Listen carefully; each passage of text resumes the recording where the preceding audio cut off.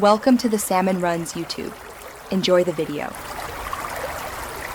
In this video, I will explain how to change your Toyota Highlander key battery. It's a straightforward process that you can easily do yourself, saving you a trip to the dealership. You'll only need a couple of common items: a small flathead screwdriver and a fresh CR2032 battery. Having a clean, well-lit area will also help prevent any small pieces from getting lost during the quick replacement.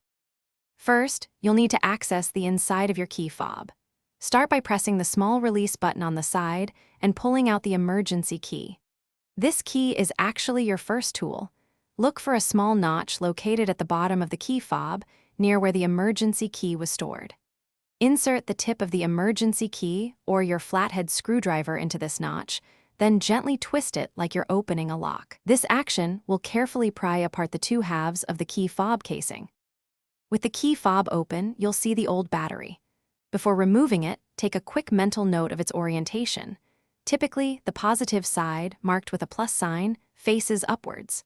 Now, use your small flathead screwdriver to gently get under the edge of the old CR2032 battery and pop it out of its holder.